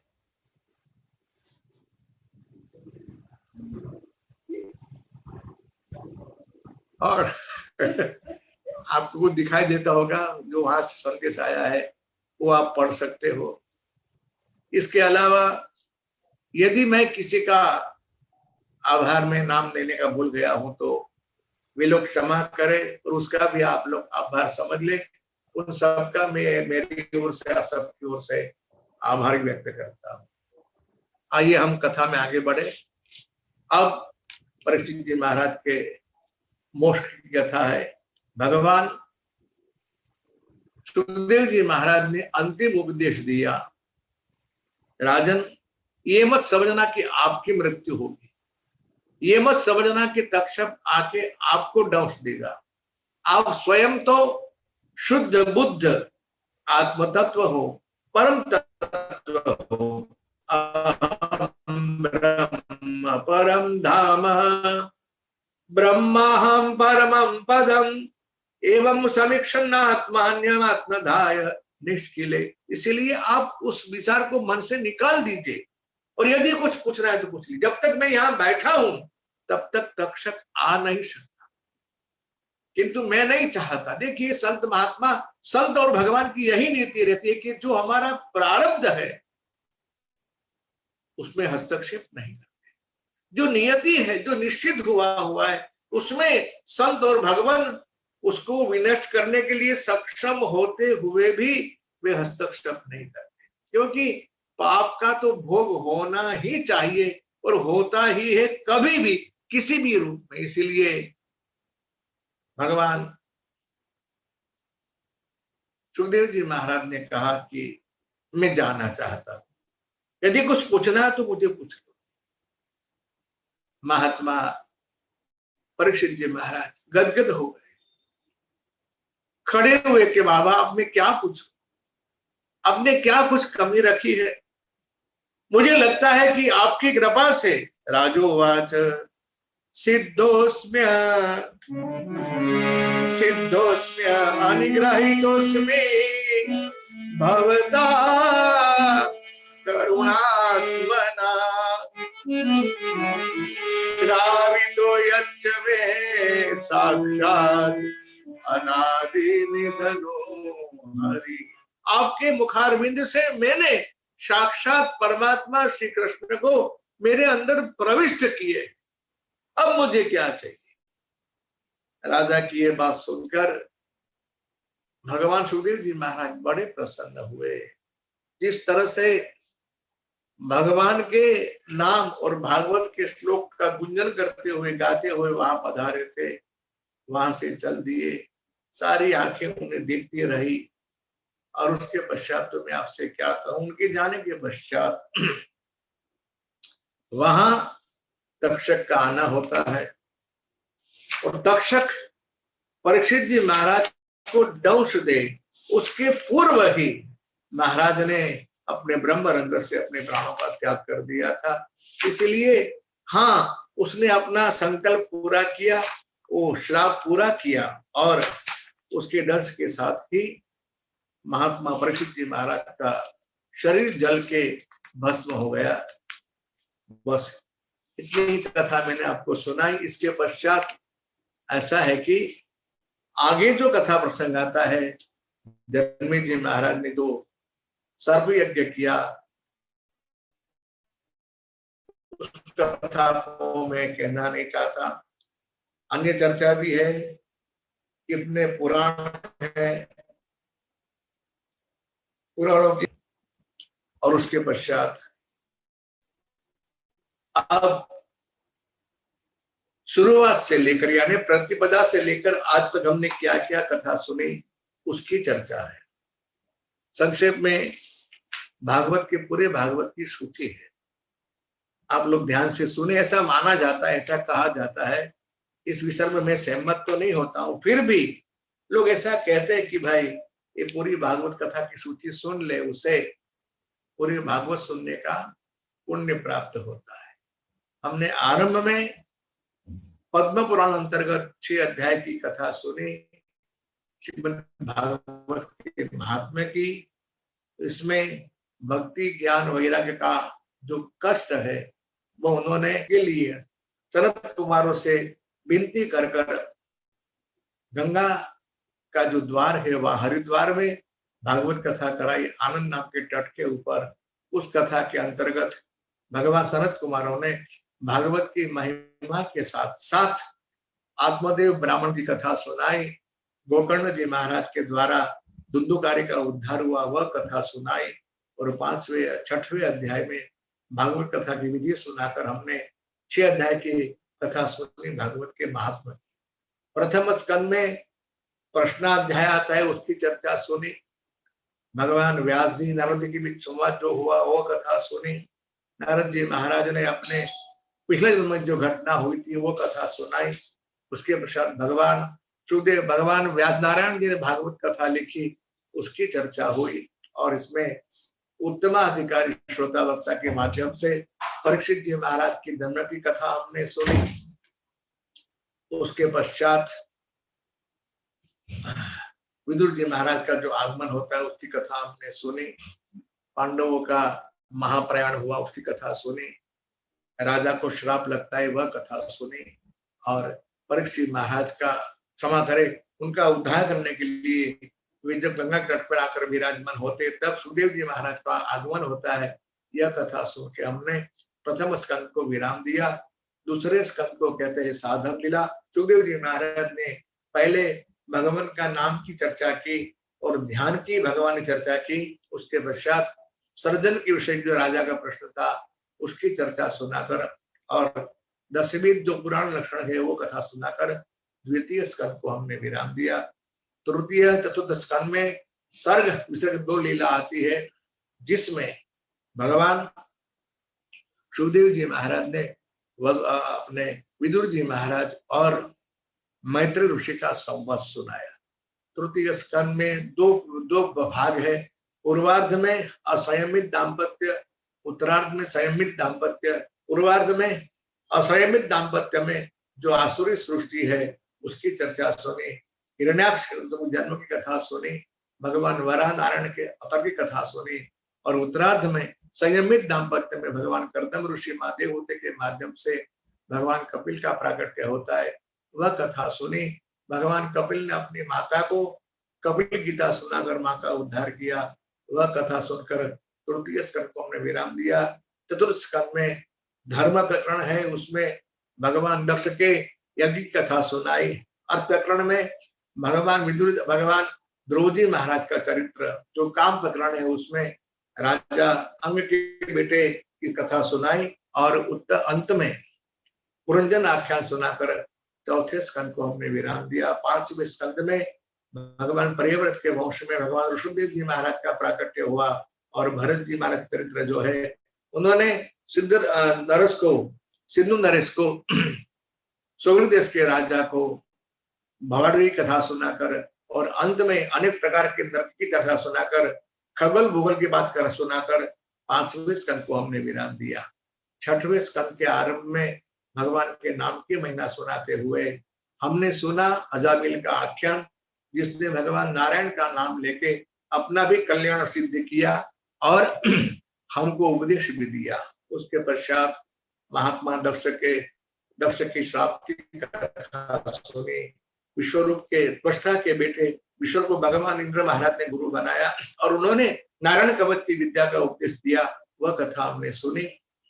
उसके बाद त्वष्टा ने इंद्र को मारने के लिए पुत्र प्राप्ति के लिए यज्ञ किया, उसमें वृत्रासुर का जन्म हुआ, उसकी कथा हमने सुनी, उसकी स्तुति सुनी। और अंत में 50 मरुदगण के जो प्रागट्य होता है वो कथा सुनाकर हमने 6वें स्कंद को विराम दिया। 7वें स्कंद के आरंभ में नारद जी महाराज ने युधिष्ठिर महाराज के दासु यज्ञ में अपने शिष्य प्रहलाद की कथा सुनाई।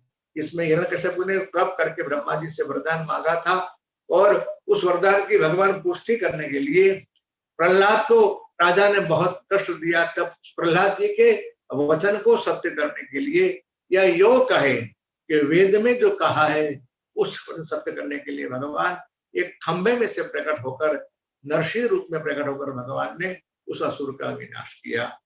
7वें स्कंद के अंत में धर्म पंचायत कथा आती है। मनुष्य धर्म क्या है, वर्ण धर्म क्या है, आश्रम धर्म क्या है, स्त्री धर्म क्या है, उसकी चर्चा सुनाकर 7वें स्कंद में हमने विराम लिया। 8वें स्कंद के आरंभ में हमने सुना जो अपने गजराज की स्तुति, गजेंद्र मोक्ष की कथा सुनी। उसके पश्चात समुद्र मंथन में जैसे अमृत प्रकट होता है और भगवान मोहिनी रूप से असुरों को वंचित रखकर देवताओं को अमृत का पान कराते, वो कथा सुनी। उसके पश्चात बलि महाराज के उपकार करने के लिए भगवान महात्मा कश्यप व महानदी के पास से आदित्य के माध्यम से भगवान वामन के रूप में प्रकट होते हैं और बलि महाराज के वहां भगवान दीक्षा मांगने के लिए जाते हैं। भगवान बलि का उद्धार किया वह कथा 8वें स्कंद में सुनी। 8वें स्कंद के अंत में 9वें स्कंद में 2 वंश की कथा है। आरंभ में सूर्य वंश, उसके पश्चात चंद्रवंश। सूर्य वंश में हमने महाराज अमरीश की कथा सुनी, गंगा के प्राकट्य की कथा सुनी, भगवान राम का प्राकट्य, और उत्तरार्ध में चंद्रवंश में संक्षिप्त में कथा सुनी हमने भगवान कृष्ण के वंश की, और 9वें स्कंद को विश्राम दिया। 10वें स्कंद में हमने आरंभ में भगवान के प्राकट्य के लिए ब्रह्मा जी ने देवताओं के साथ भगवान की जो स्तुति की उसकी चर्चा, वसुदेव और देवकी के ब्याह की कथा, कंस के द्वारा उनका जो ताड़न होता है, त्रास देता है, उसकी कथा, उसके पश्चात भगवान स्वयं प्राकट्य करते उसकी कथा हमने सुनी, और भगवान की जो बाल लीला है उसकी हमने कथा सुनी। भगवान की व्रत लीला है, उसके पश्चात भगवान ने बाल लीला में पूतना का वध किया, शक्रासुर का वध हुआ, तृणावर्त का वध हुआ, भगवान ने मिट्टी खाई उसकी कथा सुनी। भगवान ने जो माँ के साथ अद्भुत लीला की जिसे हम कहते हैं दामोदर लीला, उसकी कथा सुनी। भगवान यमुनार्जुन का उद्धार करते वह कथा सुनी। उसके पश्चात भगवान की वृंदावन लीला आती है और भगवान वहां अघासुर का वध करते हैं, बकासुर का वध करते हैं, वृषासुर का वध करते हैं। भगवान की वृंदावन लीला हमने बड़े विस्तार से सुनी है।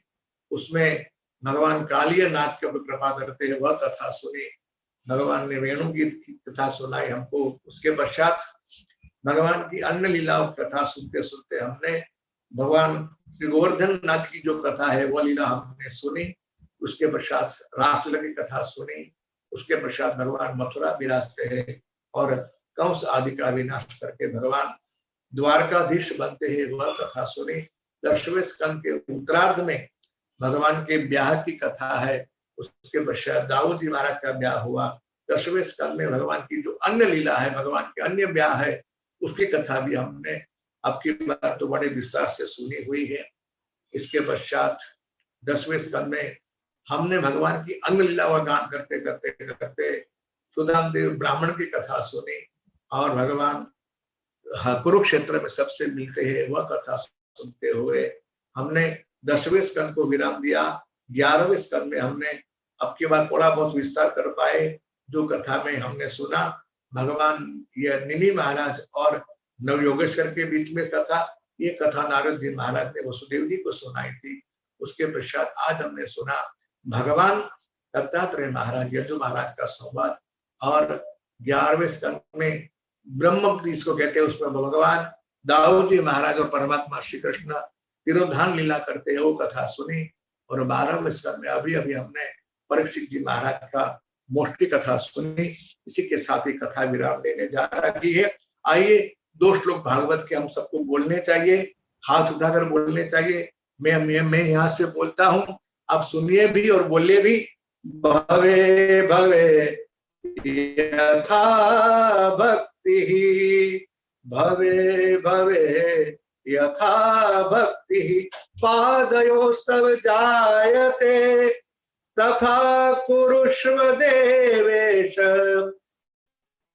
तथा कुरुष्व देवेश, नाथ स्वन्नो यत प्रभु, नाम संकीर्तनम यस्य सर्व पाप प्रणाशनम, प्रणामो दुख शमनम, सन्नमामि हरिं प्रयं परम, प्रणामो दुख शमनम, सन्नमामि हरिं परम।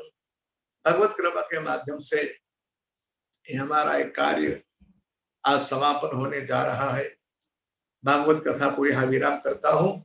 त्वदीय वस्तु गोविंद तुभ्यमेव समर्पये, एन्व त्वदंघ्रि कमले रतिं मे यच्छ शाश्वतीं। आप सब लोगों का बहुत बहुत आभार, क्योंकि यदि आप लोग इतने भाव से इतनी श्रद्धा से सुनते नहीं तो ये कथा कहने का मुझे अवसर भी नहीं मिलता। ये जूम एप्लीकेशन के माध्यम से हमने कथा सुनी, इसके साथ साथ आप सब तक पहुंचाई भी यूट्यूब वालों ने। इसीलिए जूम एप्लीकेशन वालों का भी हम हृदयपूर्वक आभार मानते हैं। इसके साथ साथ यूट्यूब वाली संस्था है, यूट्यूब संस्था का भी हम हृदयपूर्वक आभार मानते हैं। और अब आपके समक्ष हमारे 2-4 मित्र है जिनको अपने हृदय के भाव कहने की इच्छा है, तो मैं उनसे प्रार्थना करता हूं कि बारी बारी वे बहुत संक्षेप में अपने भाव प्रकट करें और उसके पश्चात हम आखिरी में भगवान के नाम का संकीर्तन करते करते इस सत्र को विराम देंगे। अब यदि मेरी आवाज पहुंच रही है तो आप सबसे पहले हमारे जो धवल भाई, रजनी भाई आदि मित्र है, गणेश भाई आदि मित्र है, अनिल भाई है, हरि भाई है, इसके अलावा नवीन भाई, नागर जी है, ये सब आपसे कुछ न कुछ कहना चाहते हैं, ऐसा मेरी धारणा है। तो आप लोग धवल भाई उनका माइक ऑन करें और आप पहले शुरुआत करें, उसके पश्चात जिसकी बारी होगी वे लोग बोलते बोलते, उसके बाद हम अंत में भगवान नाम का कीर्तन करेंगे। आप सबको मेरे जय श्री कृष्ण। धवल भाई। शास्त्री जी जय श्री कृष्ण। साहब जय श्री कृष्ण। जरा वॉल्यूम बजा दो मैं शक्य हो तो। हाँ जी जय श्री कृष्ण शास्त्री जी। साहब जय श्री कृष्ण। હા સૌથી પહેલા તો હું તમારો આભાર વ્યક્ત કરવા માંગુ છું। તમારા સત્સંગનો અમને બધાને લાભ મળ્યો છે અને તમારા સત્સંગને સત્સંગીઓ સુધી ડિજિટલી પહોંચાડવા માટે જો અમારાથી કઈ બી ભૂલચૂક થઈ હોય તો અમને માફ કરજો। તમે સાહેબ ખૂબ પરિશ્રમ કર્યો છે, બધાને આ ખૂબ આનંદ આપ્યો, તમે નિમિત્ત બનીને। જી આપનો ખૂબ ખૂબ આભાર અને આપના આશીર્વાદ અમારા તરફ બનાવી રાખજો। જી હું શ્રી રદ્દીભાઈ સાહેબને હવે વિનંતી કરીશ કે એમનું અનમ્યુટ કરે। હા જી અને 2 શબ્દોમાં આપનો આભાર વ્યક્ત કરે।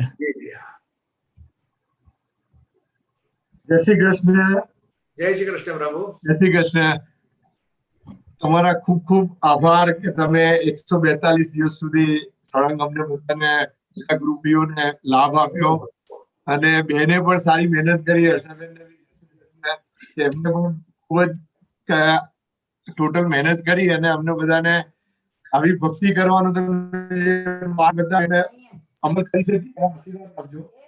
બધા સત્સંગી ભાઈઓને પણ આભાર કે તેમને પણ બધાએ ભાગ લીધો અને આ કાર્યક્રમને સફળ બનાવ્યો। અમને પણ સેવા કરવાનો લાભ મળ્યો એ બદલ ભગવાનની કૃપા અને તમારા બધાના આશીર્વાદ।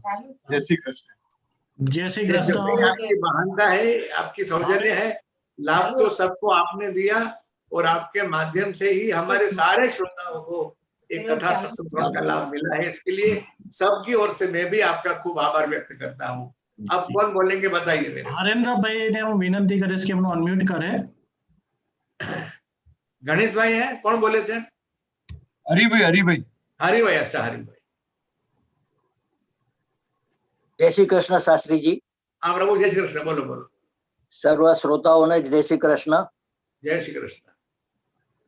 शास्त्री जी आपे शुरुआत में कलाक छेल्ला 4.5 महीना में, पछी 1.5 कलाक ने हमणा अधिक महीना में 2 कलाक सुधी तमारा नित्यक्रम मांथी समय काढीने अमने आ सत्संग कराव्यो ए बदल आपनो आभार। आभार तो मानवा न जोईए, परंतु आपे जे रीते आ छेल्ला महीना में भागवत कथानु श्रवण कराव्યું છે, મને તો એમ જ લાગ્યું કે અમે પ્રત્યક્ષ બેસીને જ તમારી કથા સાંભળી રહ્યા છે અને જે રીતે આપે સમજાવ્યું છે અને 7 દિવસમાં તો તમે લગભગ 30 કલાકમાં કથા સંભળાવો છો। એ કથા આ તમે લગભગ 40 થી 42 કલાકમાં સંભળાવી અને વધુમાં ખાસ તો આપે જેટલો સમય ભગવાનના નામનું સ્મરણ કરાવ્યું છે એટલો સમય તો તમે 7 દિવસમાં ભાગવત કથામાં પણ કોઈ દિવસ કરાવ્યો ન હોય।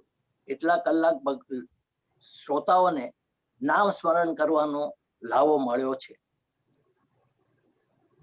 અમે આપણે એવી ખાતરી આપીએ છીએ કે આપે જે સંદેશ આપનો તેમજ પ્રભુનો અને અન્ય સંતોનો જે સંભળાવ્યો છે એ અમે જિંદગી ભર યાદ રાખીને વાહ, એનો વાહ, અમલ વાહ. કરીએ વાહ. હા સર. એવા અમને આશીર્વાદ આપો અને જિંદગી પર અમે જ્યાં સુધી જીવીએ ત્યાં સુધી પ્રભુની ભક્તિમાં લીન રહીએ. બસ એ આશીર્વાદ આપો. જય શ્રી કૃષ્ણ.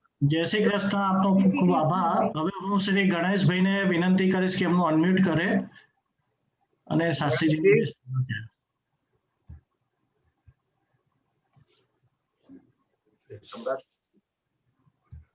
અનમ્યુટ નથી થયું. સાહેબ અનમ્યુટ કરજો. ગણેશભાઈ માઇક સાહેબ ખોલજો ગણેશભાઈનું. અનમ્યુટ કરજો. હાજી થઈ ગયો. जय श्री कृष्ण शास्त्री जी। हाँ प्रभु, जय श्री कृष्ण, जय श्री कृष्ण. अपनी भाई को भगवान ने निमित्त बना के हम सबको जूम द्वारा इतना अच्छा आपने दिया है। आपने इतना अच्छा प्रवचन हम लोगों को सुनाया है कि हम लोग तो सब गदगद हो गए एकदम से। जो विस्तार से आपने भगवान की लीला का बताया किया है वो तो हम 8 दिन कभी सुना भी नहीं है। मैं आपको भी बहुत बहुत आपका आभारी हूं और आप हम सबको आशीर्वाद दीजिए कि ऐसे ही हम हमारी जिंदगी के साथ साथ में संत समागम भी करते रहें और आगे बढ़ते रहें। धन्यवाद। मेरे खूब आशीर्वाद आप सबको है, सभी श्रोताओं को मेरे खूब आशीर्वाद. શ્રી અનિલભાઈને વિનંતી કરીશ કે એમનું અનમ્યુટ કરે.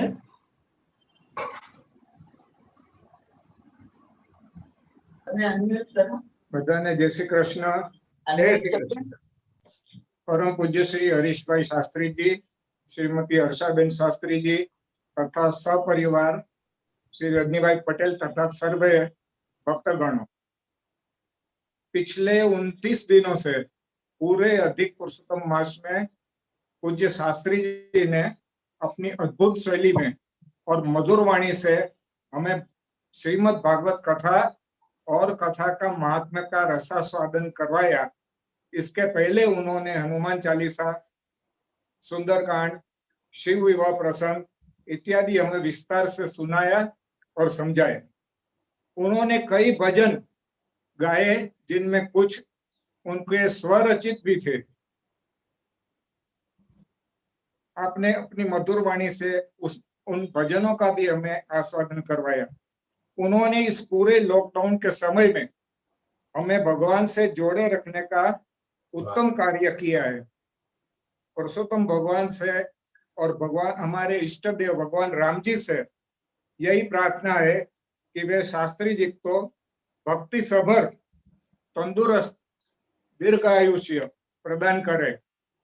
हमारे जीवन का सर्वोच्च फल है भगवत प्राप्ति और उस फल की प्राप्ति की दिशा में शास्त्री जी हमारे पथदर्शक बने, ऐसी प्रभु से हमारी प्रार्थना है। फिर एक बार शास्त्री जी के चरणों में प्रणाम करते हुए सभी भक्तों को जय श्री कृष्ण, जय भगवान. जय भगवान, जय भगवान. પ્રણામ પ્રણામ. खूब आशीर्वाद. હવે કોનો નંબર છે આપણે ધવલભાઈ? શ્રી નવીનભાઈને વિનંતી કરીશ કે અનમ્યુટ કરે. नवीन जी, अच्छा. नवीन जी नागर. हाँ जी, मेरी आवाज आ रही है? आ रही, सुन रहे आपकी आवाज. जय श्री कृष्ण। आप सबको बहुत बहुत प्रणाम। शास्त्री जी प्रणाम। खूब खूब आशीर्वाद भैया आपको. इस कोरोना काल में और लॉकडाउन पीरियड में परम पूज्य शास्त्री जी ने अमूल्य समय निकालकर उनके अमृतमय वाणी से हमको बहुत सरोवर किया। रामचरितमानस और भगवत कथा का ज्ञान हमें सबको दिया। हम सब रामायण परिवार की ओर से आपके बहुत बहुत जय श्री कृष्ण। और रजनी भाई ने जो संसाधन जुटाए उसका बहुत बहुत आभारी है हम लोग। धन्यवाद रजनी भाई, धन्यवाद बहुत बहुत। आप सबको प्रणाम। जय श्री कृष्ण। जय श्री कृष्ण. अब अंत में मैं एक बार और आप सबका आभार मानते हुए मेरी पूज्य दीदी दमयंती बेन सेजपाल का भी मैं यहाँ आभार व्यक्त करता हूँ। उनकी कृपा से, पूज्य गुरुदेव भगवान रणछोड़दास जी महाराज की कृपा से ये सब संभव होता है। संत कृपा और गुरु कृपा के बिना कुछ संभव नहीं है।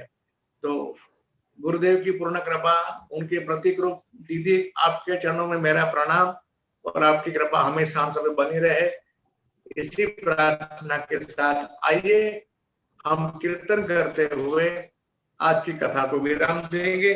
आप सब गाएंगे ऐसी मेरी प्रार्थना है। श्रीमन नारायण नारायण नारायण, श्रीमन नारायण नारायण नारायण, लक्ष्मी नारायण नारायण नारायण, लक्ष्मी नारायण नारायण नारायण, सत्य नारायण नारायण नारायण, सत्य नारायण नारायण नारायण, भद्रे नारायण नारायण नारायण, नर नारायण नारायण नारायण, श्रीमन नारायण नारायण नारायण, श्रीमन नारायण नारायण नारायण, श्रीमन नारायण नारायण नारायण। बोलिए लक्ष्मी नारायण भगवान की जय। सही में आभार तो हमें हमारे प्रभु का मानना चाहिए कि उन्होंने हम सबको निमित्त बनाकर इस सत्कार्य हम सबके माध्यम से करवाया। ये उन्हीं की कृपा का फल है। हमारा समग्र जीवन उनके चरणों में, उनके भजन में व्यतीत हो, ऐसी प्रार्थना करते हुए मैं आपसे आज ये नहीं कह सकता कि हम कल मिलेंगे, क्योंकि ये कथा का हमारा आराम का, विश्राम का दिन है। इसलिए हाँ, जरूर कहूंगा कि हम सब मिलेंगे, जल्दी ही मिलेंगे। आप पूछेंगे कब मिलेंगे, कहाँ मिलेंगे, कैसे मिलेंगे, उसका उत्तर मेरे पास इतना ही है कि हम सब मिलेंगे जब प्रभु हमको जहां मिलाएंगे, जैसे मिलाएंगे, किंतु अवश्य मिलेंगे और साथ में मिलकर सत्संग करेंगे, रामायण जी का पाठ करेंगे, कथा करेंगे। आप सबके लिए पुनः एक बार याद करा दूं, ये कल से YouTube के ऊपर जो हमने लोनावाला में रामायण जी का पाठ किया था, वो नवरात्रि के लिए खास उसका रिले होने वाला है YouTube के अंदर, तो उसका भी आप लोग लाभ ले। जो हमारा ग्रुप है सत्संग कथा मंडल का, उस ग्रुप में आपको संदेश मिल जाएगा, YouTube की लिंक भी मिल जाएगी। और यदि आपको न मिले तो आपके जो परिचित लोग हो उनसे फोन से पूछ करके ये प्राप्त कर लेवे। और आप सब लोग, मेरी प्रार्थना है कि नवरात्रि के 9 दिन में रामायण जी का पाठ अवश्य करें और अपने आप को धन्य बनाने का प्रयास करें। इसी के साथ आप सबको मेरे जय श्री कृष्ण, जय सिया राम, जय भगवान। और कायेन वाचा मनसेन्द्रियेण वा बुद्ध्यात्मना वा प्रकृते स्वभावात् करोमि यद्यत् सकलं परस्मै नारायणाय समर्पयामि। एक बार हाथ उठाकर आप सब लोग बोलेंगे, हरे नमः, हरे नमः, हरे नमः। कायेन वाचा मनसेन्द्रियैर्वा बुद्ध्यात्मना वा प्रकृते स्वभावात् करोमि यद्यत् सकलं परस्मै नारायणाय समर्पयामि। अच्युतं केशवं श्रीराम नारायणं कृष्ण दामोदरं वासुदेवं हरे श्रीधरं माधवं गोपिका वल्लभं जानकी नायकं श्री रामचंद्रम भजे। आखिरी बार सब लोग जोर से श्रद्धा से भाव से जयकारा लगाए, श्री रामचंद्र भगवान की जय, श्री हनुमान जी महाराज की जय, श्री सद्गुरु भगवान की जय, श्री पुरुषोत्तम भगवान की जय, श्री द्वारिकाधीश की जय, भागवत भगवान की जय, श्री सुखदेव जी महाराज की जय। ओम नमः पार्वती पतये हर हर महादेव। आप सबको मेरे जय श्री कृष्ण, जय श्री राम, जय भगवान, राधे राधे। जल्दी ही मिलेंगे जब प्रभु